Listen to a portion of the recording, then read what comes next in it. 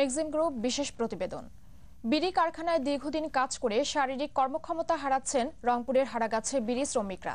অন্যদিকে বছরের পর বছর বিড়ি কারখানায় কাজ করেও জীবনমানের কোনো উন্নতি না হয় পেশা পরিবর্তনের চেষ্টা করছেন অনেকে।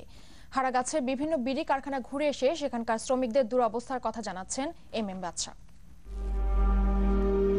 বাংলাদেশের গ্রামীণ সমাজে বহুল প্রচলিত তামাক পণ্য বিড়ি। স্বাস্থ্য ও পরিবার কল্যাণ মন্ত্রণালয়ের এক জরিপে দেখা যায় দেশে প্রতি বছর আনুমানিক 10,800 কোটি বিড়ি উৎপাদিত হয়। বিপুল পরিমাণে এই বিড়ির যোগান দিতে দেশের 31টি জেলায় চালু রয়েছে 117টি বিড়ি কারখানা। এসব কারখানায় শ্রমিকদের কাজের পরিবেশ এবং কিভাবে বিড়ি তৈরি হয় সে সম্পর্কে ধারণা নেই অধিকাংশ বিড়ি সেবনকারীর।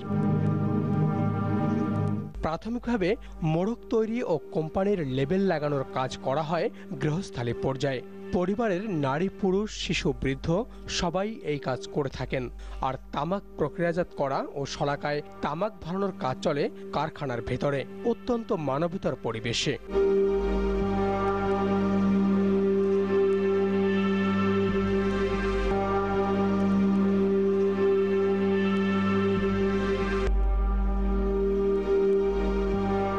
কারখানার ভেতরে যেখানে মুখোশ না পরে এক মুহূর্ত থাকা দায়, সেখানে বছরের পর বছর কাজ করে আসছে এই মানুষগুলো।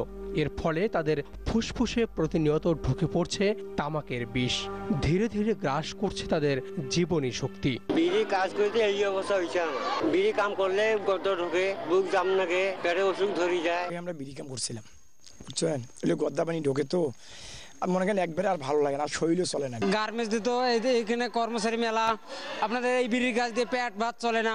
কিন্তু এত সব কষ্টের বিনিময়ে তারা যে মজুরি পান তাতে সংসারও চলে না ঠিক মতো। 5,000 বিড়ি বান্ধিয়ে আমাদের মূল্য হয়েছে 120 টাকা, নিজস্ব হইলে 120 টাকা হয়, আর আদি হইলেও 30 টাকা দেওয়া হয়, 90 টাকা থেকে আমাদের পোষায় না কাজ করিয়া।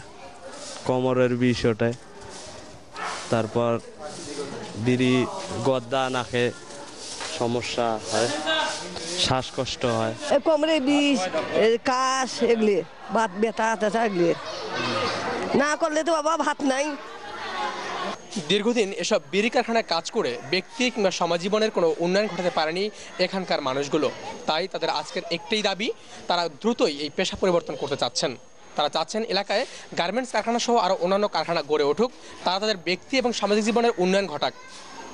এম বাদশা, দিগন্ত টেলিভিশন, হারাগাছ, রংপুর।